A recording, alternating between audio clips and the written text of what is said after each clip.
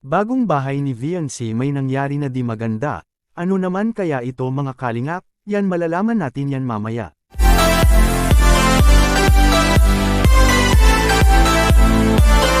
Isa namang mapalang araw sa inyong lahat mga kalingap. Sana po ay lagi kayong nakasuporta sa aking ginagawang reaction video.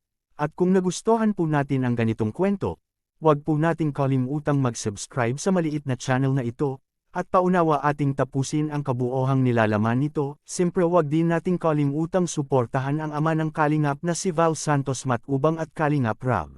Bagong bahay ni VNC may nangyayari, ano naman kaya mga kalingap? Well, bago natin ipagpatuloy ay silipin natin muli ang bagong bahay ngayon ni VNC na ilang weeks lang ito ay mayroon na agad na pagbabago sa bahay, na nasimulan na ito ang paggawa ng mga dibos yun mga kalingap and kinatuwa talaga ngayon ng mga fans kay VNC. Grabe di na tayo makapagtiis mga kalingap na makita natin ito kung ano ang kalalabasan sa bahay ni VNC. Lalo't alam natin na iba itong bahay ni VNC sa lahat ng mga nauna na pinagawa kay Kalingap Rab. Ang swerte naman ni VNC ngayon na magkaroon na ito ng bagong bahay na nagkakahalaga lang naman ng 1 milyon mahigit mga kalingap. Basta mabait talagang bata at marunong makumbaba ay pagpapalain ka talaga sa may taas mga kalingap na di mo naasahan na mangyari iyon sa buhay. Kaya hiling ng mga fans at viewers ni VNC ay sana di ito magbabago sa pananaw sa buhay lalo na magkaroon na ito ng magandang bahay, na maging stay humble lang ito para magtuloy-tuloy pa ang mga blessing na dumarating at matatanggap ngayon kay VNC galing sa mga taong sumusuporta sa kanya.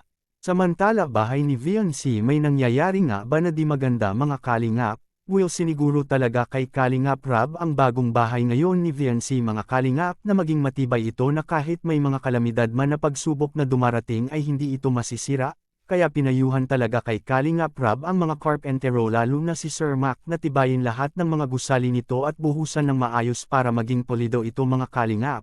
Kasi ayaw talaga kay Kalingap Rab na ang bagong bahay ni VNC ngayon ay bibilisan, mas mabuti po yung dahan-dahanin ito para maging maayos ang pagkakalagay sa mga bakal at semento para di ito magkakaproblema pag mayroong malakas na bagyo mga kalingap.